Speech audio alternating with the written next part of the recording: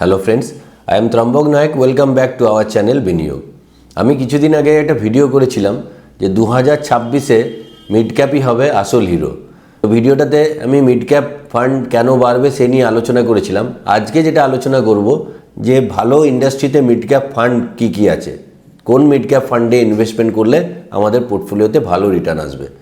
তার আগে আমি জাস্ট কারেন্ট মার্কেটের যে সিচুয়েশন আছে, আজকে শুক্রবার 19 তারিখ, তো মার্কেট দেখে আমার যা লাগছে, আমার যেরকম অ্যানালিসিস মনে হচ্ছে, তাতে মার্কেট কিন্তু ধীরে ধীরে বটম আউট হয়ে গেছে।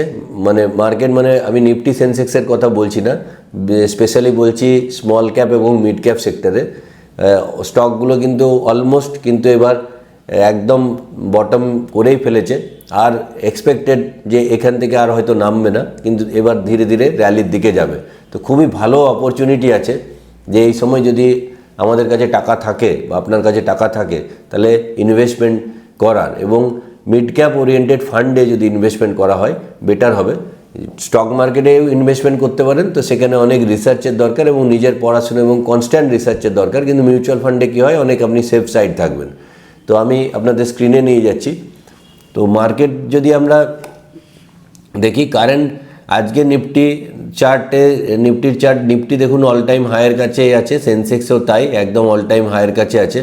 কিন্তু যেটা নিফটি স্মল ক্যাপ 250 ইন্ডেক্স, যেটা ওপর থেকে প্রায় 12% ডাউন ছিল, আজকে দেখুন গ্রিন ক্যান্ডেল অলরেডি 2:30 বাজছে, আর 1 ঘন্টা মার্কেট আছে, তো গ্রিন ক্যান্ডেল তৈরি করছে। তো এই জায়গাটাতে কিন্তু আমার মনে হচ্ছে বটম আউট করে, কারণ 200 দিনের মুভিং অ্যাভারেজের নিচে ট্রেড করছে, সলিড একটা জায়গা। এখানে যদি আপনি সিএনএক্স মিড ক্যাপও দেখেন, আজও 0.74% বেড়েছে। তো সিএনএক্স মিড ক্যাপও কিন্তু আস্তে কিন্তু গ্রিন ক্যান্ডেল হচ্ছে, তো এটা একটা ভালো সংকেত। এবার যদি আমরা মিড ক্যাপ স্টক কোনগুলো আছে যদি আমরা আইডেন্টিফাই করি, দেখুন সেবির গাইডলাইন অনুযায়ী 1 থেকে 100 পর্যন্ত মার্কেট ক্যাপ যাদের আছে তাদের লার্জ ক্যাপ স্টক বলে, এবং 100 থেকে 250 স্টক পর্যন্ত মিড ক্যাপ স্টক বলে, আর 250-র পর থেকে স্মল ক্যাপ বলে। তো আমি জাস্ট আপনাদের স্ক্রিনে দেখা, আমি যদি এখানে মার্কেট ক্যাপ অনুযায়ী শর্ট করে নিই, তাহলে এখানে 100 পর্যন্ত, এখানে 50 আছে, এখানে 100, এই 100-এ আইডিবিআই ব্যাংক পর্যন্ত লার্জ ক্যাপ আছে। এবার লার্জ ক্যাপের পরে মিড ক্যাপ দেখুন boss, Max Health Care, Indian Bank, Indian Hotel, মেসো, United Spirit, Ashok Leyland, Siemens, Jindal steel, Apollo hospital, Persistent system, HPCL, Lupin, ICICI Lombard, Marico, ভেল, এরকম ভালো ভালো কোম্পানি কিন্তু মিড ক্যাপে আছে, এবং মিড ক্যাপ অনেকটাই পড়ে আছে।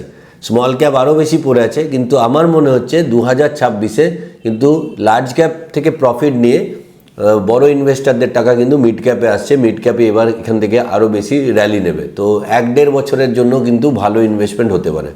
তো আমি সেদিন হোয়াইট ওক মিউচুয়াল ফান্ড নিয়ে আলোচনা করেছিলাম। আজকে আমরা দেখব ওভারঅল ইন্ডাস্ট্রিতে কি মিড ক্যাপ ফান্ড আছে। এগুলো তো আমি দেখালাম স্টকের কথা, এই জেনারেলি এই ধরনের স্টকেই কিন্তু মিউচুয়াল ফান্ডের ফান্ড ম্যানেজাররা মিড ক্যাপ ফান্ডের থ্রু ইনভেস্টমেন্ট করেন। তো ইন্ডাস্ট্রিতে যেটা আছে, ইন্ডাস্ট্রিতে আমরা যদি দেখি, ইন্ডাস্ট্রিতে আপনাদের দেখাচ্ছি টোটাল 29খানা মিড ক্যাপ ফান্ড আছে।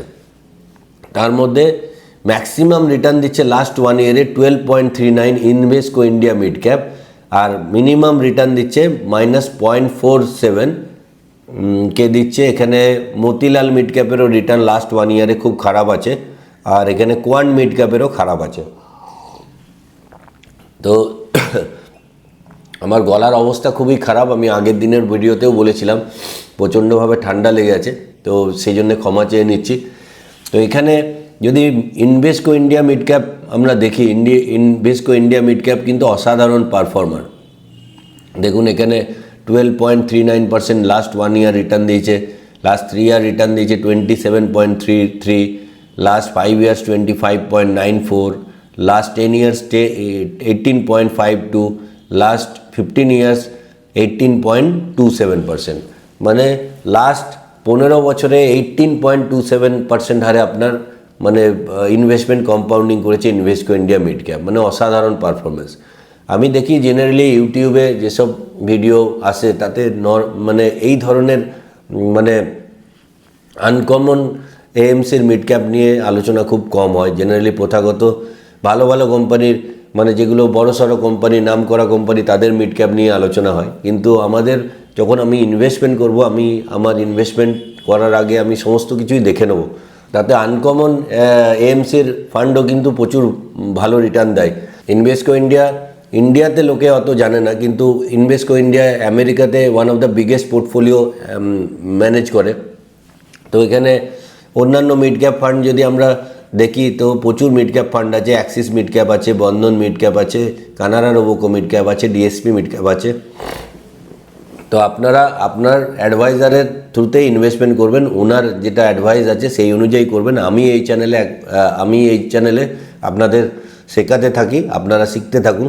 দেখুন এখানে শার্প রেশিও 1.21, পিআর কম্পারিজন আছে 0.92, জেনসেন আলফা 4.45, পিআর কম্পারিজন আছে -58 এবং ট্রেনার রেশিও 20.39। এখানে অ্যাভারেজ আছে 15.06 মানে পিআরের। তো এগুলো দেখলেই বোঝা যায় যে ফান্ডের ভেতরে কতটা সলিড। তো আগামী দিনে তো এই ফান্ডে যদি আমরা স্টে ইনভেস্টেড থাকতে পারি, সামনের 1-1.5 বছরে কিন্তু ভালো রিটার্ন আসার চান্সেস আছে। আমি আবারও বলি যে এই চ্যানেলে আমি কোনো রেকমেন্ডেশন করি না, আপনি আপনার নিজের রিসার্চ করে বা আপনার অ্যাডভাইজারের পরামর্শতেই আপনারা ইনভেস্টমেন্ট করবেন।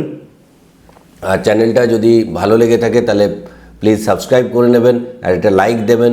আপনারা কমেন্ট করে জানাবেন যে কোন ধরনের ভিডিও আপনারা দেখতে চাইছেন, আর বন্ধুদের সঙ্গে শেয়ার করতে ভুলবেন না।